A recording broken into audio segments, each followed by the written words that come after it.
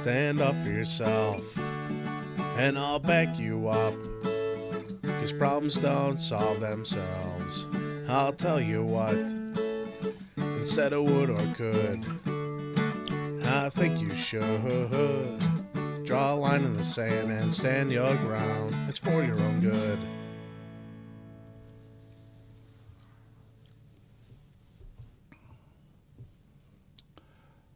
Hello, my name is Roy Poyan, and I'd like to welcome you to another episode of The Voice of Families in Addiction.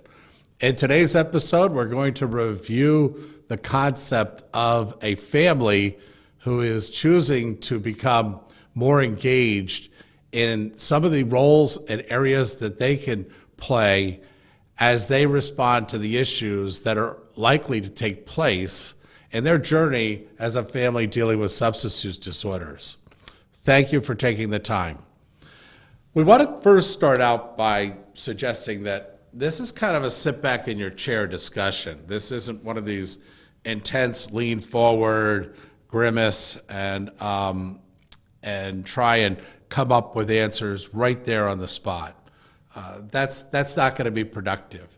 In our discussions, what we're going to basically look at is how can the family decide for itself, hey, you know what? This is a bad situation. And for what little we know, it's going to get a lot worse. And for what we assume is true in other areas of our life, if we learn more about it before it happens, then maybe we can navigate better all of the different things that are likely to take place. In other words, if we know more, we can prepare for what's coming and thereby be ready to respond.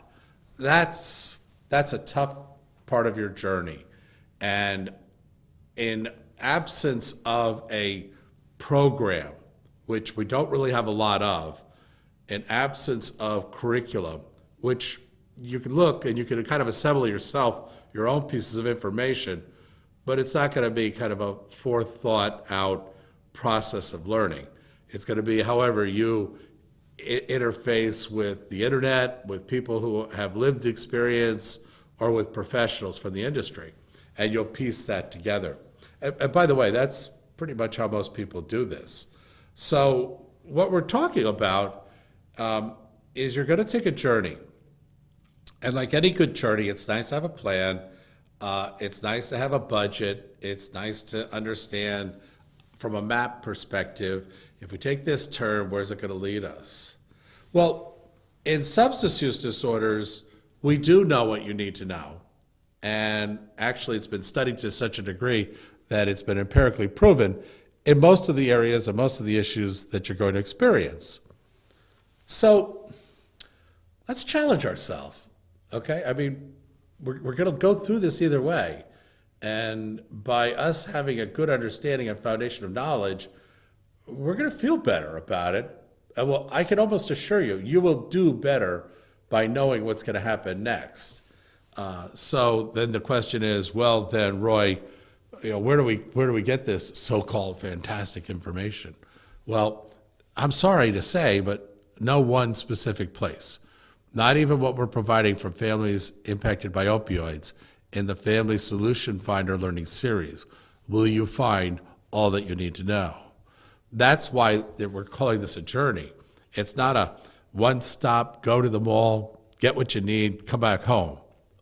It's more like we're stopping into Columbus, Ohio, then we're going over to Charlotte, and then we're going to drop into Baltimore.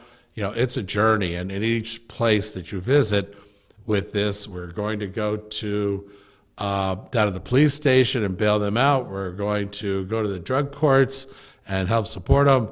We're going to go through detox, rehab, treatment center, and all that involves. And by the way, we're stopping by the emergency room. And all of these different stops have a sundry of issues that are embedded with them. Fortunately, all of those places that I just mentioned, think of them as being like, how you're driving down the road in Lincoln, Nebraska, and you see this big grain tower. It's called a silo, and they shove a whole bunch of grain in there, and then the trains come by and distribute it to bring it to market. So it's part of the process. Well, that's what your journey is. And you're going to come up to a grain silo, and that silo might be the police department. The police department doesn't know anything about the emergency room. That's a different silo, okay? Police department don't know a lot about drug court. That's a different silo. The way that I think would benefit us a lot is if we look at this journey and we said, we're going to keep everybody in their lane. We're looking at this as being a whole bunch of different silos, and we'll just assume that they don't talk to each other. Unfortunately, that's a safe assumption. They're not very good at talking with each other. So when you go from one silo to the next silo, I wouldn't look over your shoulder and ask the person where you were arriving, didn't they send over the information about us? Just assume that wasn't done, and you take the steps to kind of fill that gap between these silos. Or might we call them programs, or might we call them services, because that's what they really are to you. So if that's the case, then the good news is in the Solution Finder Learning Series, we've taken 32 different, you might call them silos, of stops that you're going to make in this journey, and it has a potential of presenting in your journey, and therefore you're going to want to kind of get to know that. Well, wouldn't it be nice, and this is rhetorical, I know the answer to the question, wouldn't it be nice if there was a model or a program that said, hey, for you families, because not all of you are in for this, I can assure you, in the general population, a very small amount will take us up on this offer. Those are the people that we're here for. I'll be honest with you, we're not here for all the families that don't want to do anything. You're on your own. Good luck with that. We're not bothered by that. However, should you change your mind and want to join the families that do want to do something about it, we're here for you. So let's just talk about the fact that you're a family that wants to get in front of this and stop being led by it. You want to be more proactive instead of reactive. These whole things sound so good, and I'm not a motivational speaker, and I'm not trying to motivate you into this. I'm just trying to have a conversation with you. And although it's one-sided, if you ever want to call and talk with me, I would very much welcome 440-385-7605. And let's talk, because more than likely you've got some good insights too, and I'd be interested in hearing those as well. So when we start to look at the 32 learning series, it seems like, a lot of these things aren't going to happen right away. They're actually going to be like delayed, or in some way they're going to be maybe even not presented in your journey. So you question, why am I taking this now? We're not going to drug court. Why am I taking this now? We're not, seeking out any kind of faith practice right now. We're actually doing this. Well, that's the beauty of this. These 32 learning seminars, you don't have to do in sequence. Just what you need, pull it down, and take it. But it would be best if it was from a foundation of a couple of them. Like you had a base that you're working from, kind of a general understanding thought. So what if we actually turned around and said, we'd like to present to you the Shooting Star Family Program. Well, so what's inside of a Shooting Star Family Program? I would be asking if somebody said this to me. It kind of depicts a family that's taking off. Well, that's true. They're taking off, and they want to take off, and they got in this rocket ship all on their own, and they're saying, we really want to learn, and we'll take this program, and we will truly do the exercises. We will truly challenge ourselves to make this a learning experience, because we know nobody, no one out there is going to do this for you. In fact, for the most part, most people could care less whether the family learns what's going to happen next or not. We do. That's our focus. That doesn't make us really much better than anybody else, because their focus is on another part or aspect of your journey, and you want them there. Falling back to the idea, keep people in their lane. You don't want families impacted by opioids telling you what you should be doing in terms of the treatment center. All we did in our learning series is present to you what SAMHSA, NIH, empirically proven studies have said you should consider. And we're just bringing that to you. But we're not telling you this is what you should be doing. That's for you to decide. So in the Shooting Star Families program, that's exactly what we're doing. And what we'll do is we'll use this book as one of our guidebooks that you can pull down from our website as a free PDF format, or you can buy it on Amazon.com, however you like to have it. It is actually supported in a TV episode titled Fentanyl and Families in Harm's Way, where we have 32 episodes. The 12 seminars that are in this book that give the family the certification experience of each seminar building your knowledge base. This is one way that you can receive it. You can read it, you can do the practical exercises in the workbook, or you can experience it from the videos. But that's not enough. I mean, let's face it, knowledge really isn't all that you need.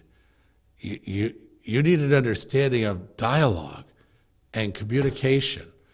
And we're here to tell you communication in this journey with other family members, because now this is a family disease.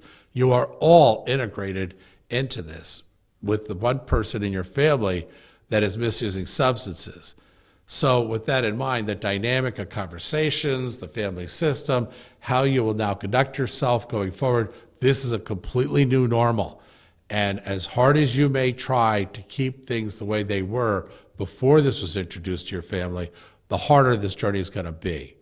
So what we're suggesting, and you do this with a family therapist, not on your own, get a professional on board and ask these questions. How can we function in our new normal? This would be an excellent question for you to be asking your therapist, your family therapist. And what things can we do to better understand how we are today and not compare them to how we were? How we were is gone. That's a word, that's a past. What we want to now experience is what is now and what is likely to be in the future of what we can help to create and form into. So this is a huge leap for the family. This is a mental health leap for the family. It's got nothing to do with addiction at this point. We're talking about the family accepting change in a mental health posture as it relates to things like cognitive behavioral therapy. Yours, not the person that's misusing. Your cognitive behavioral therapy. How cognizant, how aware are you of your cognitive processes of thought and how you treat yourself and how you treat others cognitively? There's a model, it's empirically proven, called cognitive behavioral therapy, and it is a part of a family therapist's typical toolbox that you'll find that they ask you to participate in during therapy sessions. There's another one called dialectic behavioral therapy. And you can sit there, you can say, hey, Roy, wait a second. We were talking about the Shooting Star Families, right? And it is about substance use disorders. So why have you bent the conversation over to mental health and us? We're not the ones with the problem. And the answer is, you are the ones with the problem. The problem wasn't generated by you, but it is now situations and issues that you have to deal with. And I'm not going to call it a problem. I'd rather call it an issue. And there are 32 key issues that you need to learn, and a lot more than that spawn off of those 32. However, let's just get back to what we're doing here. So you've noticed that we're actually talking to you, and you notice that we're actually talking about your mental health, and you've noticed that not only are we talking about your mental health, but we're talking about how well you function and what your potentiality is to be able to contribute to the family dynamic depends on, oddly enough, your cognitive behavior, how well you process your thoughts, your emotions, and then you get into other topics like emotional intelligence and quotient and other types of things. And we're not going to go there. We'll probably not go there at all in any of these sessions. You're going to have to find that information with your therapist at another time. But in dialectic behavioral therapy, one of the models that's given is called Dear Man. And you'll want to sit with your therapist And be sure that this is a therapist who is certified or at least has completed a certificate in dialectic behavioral therapy. You don't want them learning about it while you're going through therapy. They need to have already done that before you start sessions with them. And it needs to be a skill set that they have that they're offering to you. So that's your shopping around thing. So now we're looking at an acronym, Dear Man. And what it does is it breaks down. The D stands for describe. And that's you sitting there saying, okay, why are we using this Dear Man model? And the answer is, when you communicate to somebody, you need to do it effectively. Otherwise, you're going to waste their time, confuse them, and trust me, now is not the time to be confusing when you communicate. This is very stressful for everybody. They get exhausted fast. They don't want to listen to things they don't need to know. So when you talk with a purpose in mind and use this model, Dear Man. So what you do is you describe what is taking place. It might sound like, Jerry, when you come into the room and you look the way you look right now, all disheveled, your eyes, then this is very troubling for me. And then you sit there and you say, okay, that's the deer. You described him when he comes into the room and he's stoned. And then your next part of E in Dear Man is you express how you feel. So it sounds something like, and when you come into the room like that, it makes me feel, now you're expressing, a little scared that you're going to do something strange, a little very distrusting. I don't feel that I'm going to be able to believe you, anything you say, because it looks like you're stoned, and angry that you would do this to us again, and that you're still doing it to us. So now you've expressed how you feel. You described the situation, you've expressed how you feel, and then the A in Dear is action. So you're going to describe back to them the action that you want to see. And that might be, and I'm not suggesting how this would be for this is just an example, but the A might be, I expect that if you're stoned, you won't come around the house. I do not want to see you. I will not see you. So this is a blend of boundary setting when you come to action in Dear Man, because the boundary is for you, and you're letting them know. You probably are reminding them, when you're stoned, I will leave your presence, or I will ask you to leave my presence, but we're not going to be in the same space together as long as you're stoned. And so then the R might be something where you're kind of like making sure that you have a relationship inside of this deer, okay? So you've expressed the situation, you've described the situation, you've expressed how you feel about it and how it makes you feel. You've stated the A for anger, and not anger, excuse me, it often is anger, but you've expressed the action that you want them to take to correct this situation, or in the future, how you expect it to be. And then the R is kind of a reconciliation, kind of a win-win, where you might kind of like dovetail the whole part of this conversation by saying, my relationship with you is important. And the reason that I took the time to describe this to you is to improve our relationship. And you leave it at that. Okay? Now, it's very possible that they'll come back and they'll say, well, you misunderstand, or that's not the way it is, or, you know, they'll want to negotiate with you. Don't do it. You just took the time to very clearly express your feelings and exactly what happened and what you want to see happen, and the fact that your relationship is meaningful, and that's why you're taking the time to express yourself so clearly to them. So don't degrade or don't pull back or don't lessen your comment. It was true. It's something you're going to stand behind. It is part of your Dear Man modeling. So now the M is manage your goals, okay? So when they sit there, they come back and say, well, what do you expect me to do? I mean, I got to come in here to sleep at night and da-da-da-da-da.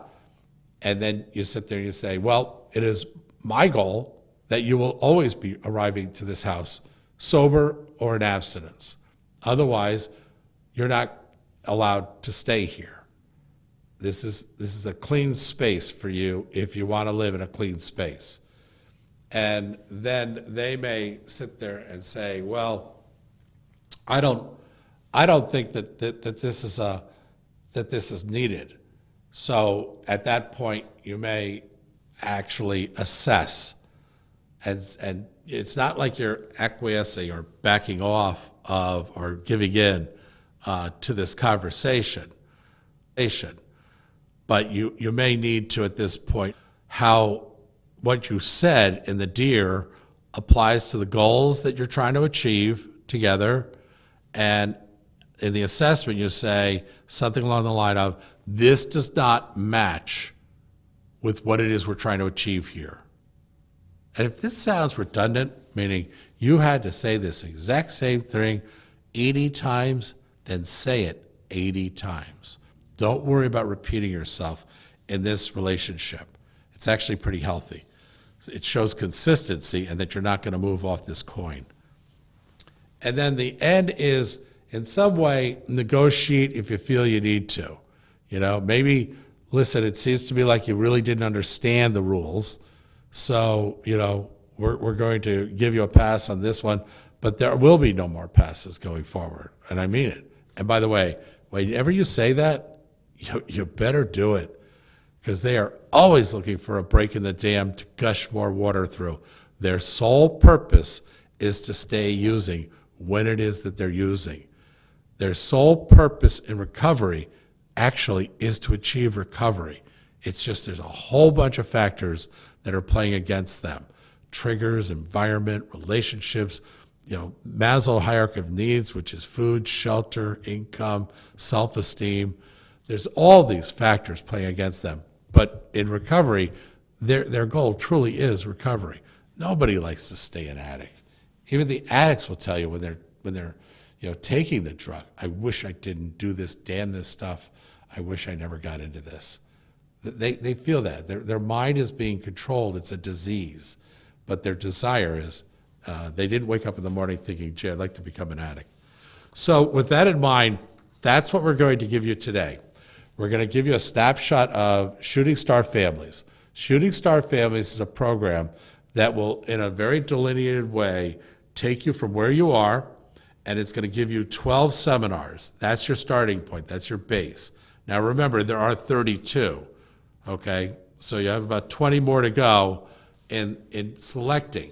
And what we do there, after 12, you're well rehearsed on how to take these seminars. You understand how the curriculum is set up, how to use the 4 learning modules, from the study guide to the practical exercises in the seminar book, to the coping skills, the 3D coping skills, where you determine a solution, develop a decision, and design a plan of action, and then move into the resource book where you find professionals that'll help you. Remember, we're talking about you, the family members, not the person that's dealing with addiction.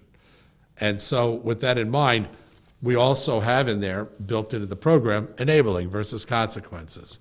And I'm just going to go down through the list that's in the Shooting Star Families program so that you can kind of get a general idea as to which topics are we touching upon.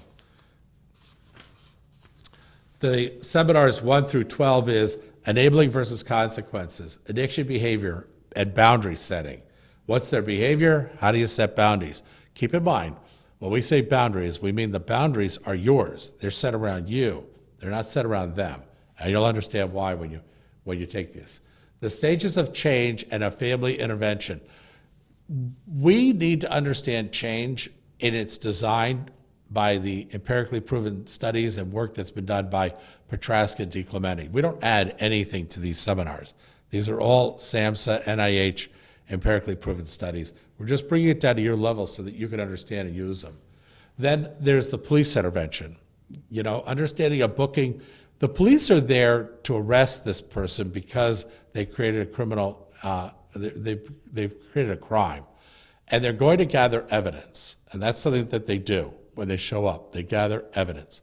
Then they gather that together and they bring it to the district attorney for consideration of prosecution. There's 12 steps in the prosecution. Did you know that? Well, you do when you take these seminars. The legal system. There's a pretrial before the trial, and that's where the judge considers what the DA has gathered with the police in terms of evidence and whether it's validated for the purpose of proceeding with the trial. It's important for you to know that. Did you know that there's a pretrial before the trial? So your involvement at the time of booking there forward is very important as a family. Remember, you're not just any family. You're not the 80% of families out there that have said to this person, get out of here, don't come back until you're straight again, okay? You're the smaller number of families, unfortunately, today that really have put themselves aside and said, we're going to be here for this person, and we're going to be in a meaningful way because we're going to get smart. We're going to first become a shooting star family, and then we're going to move into the other parts of helping this person to manage it. But most importantly, I mean this a lot, most importantly, that you are doing this for yourselves as family members first. It's kind of like put the oxygen mask on in the airline, before you try and put it on somebody else. You got to take care of yourself first. There'll be more of you to help somebody else when you do it that way. So the fifth one is the emergency room and what you do there. If they're going to be a habitual user, you're probably going to show up with some type of emergency services. The legal system, how to move through the courts and the drug courts, or the different choices of courts. The outcome could be that all of this is expunged or taken off their record. The other outcome is they've got a felony that's going to last them the rest of their lives, and that is a real hiccup because it impacts so many different areas going forward, and it makes life so much more difficult.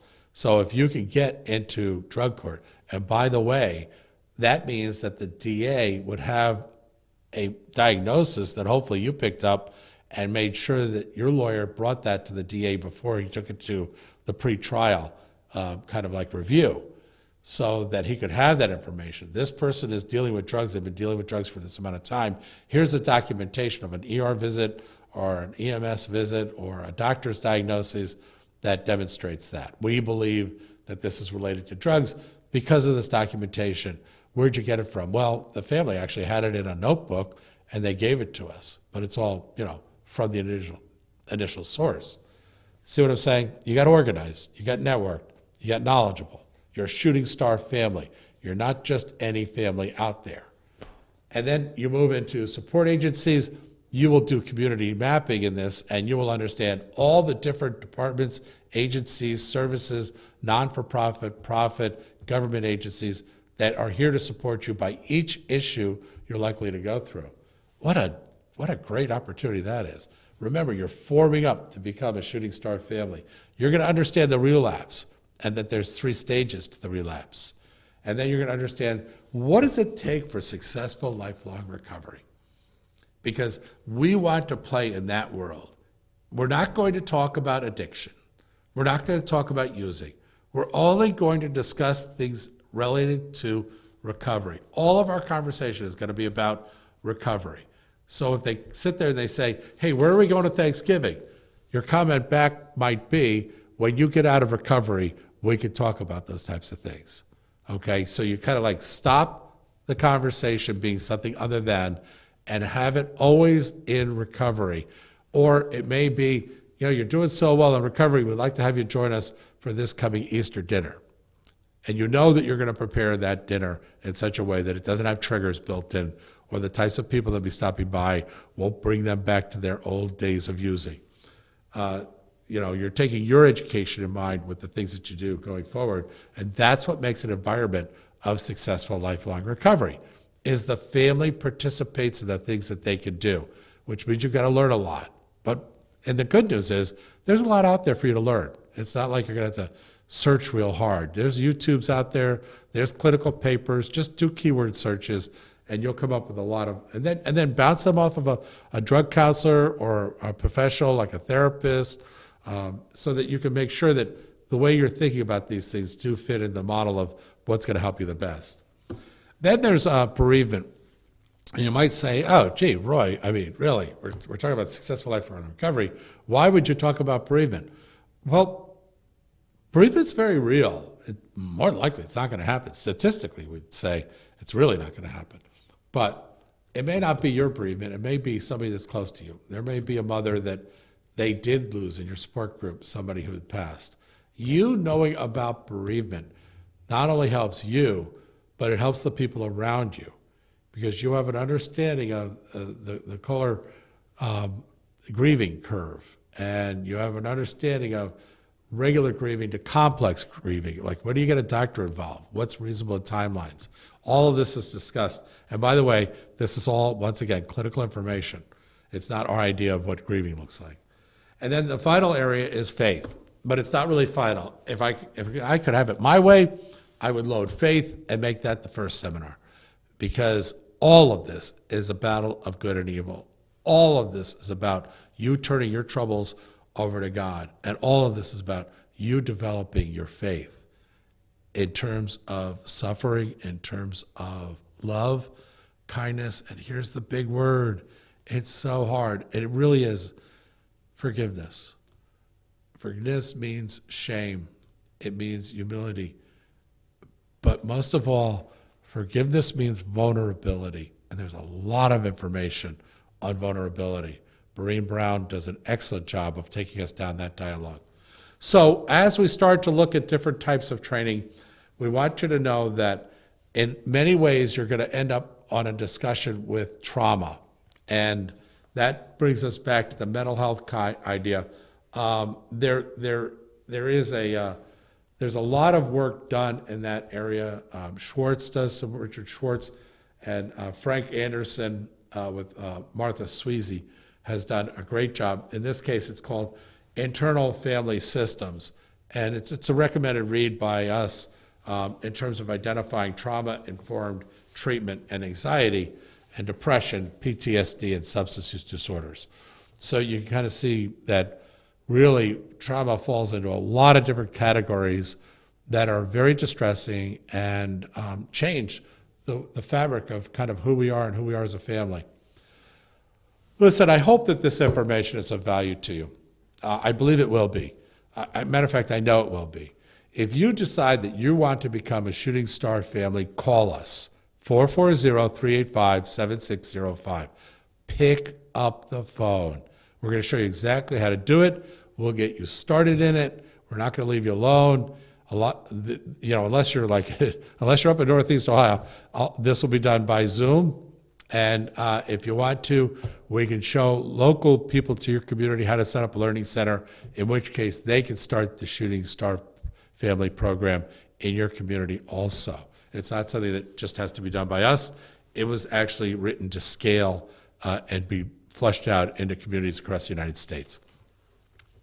So thank you very much for taking the time to have this discussion with us. We hope we gave this conversation some air to breathe. The fact is, if you want to be that small percentage of families that are going to come into this and say, hey, damn it, enough is enough. We want to know what's going on. We want to take hold of ourselves so that we have some continence of our family, and we want to push forward. Then this is the program for you. Shooting Stars Families is just the beginning, but what a great way to launch. I want to thank you very much, and God bless you.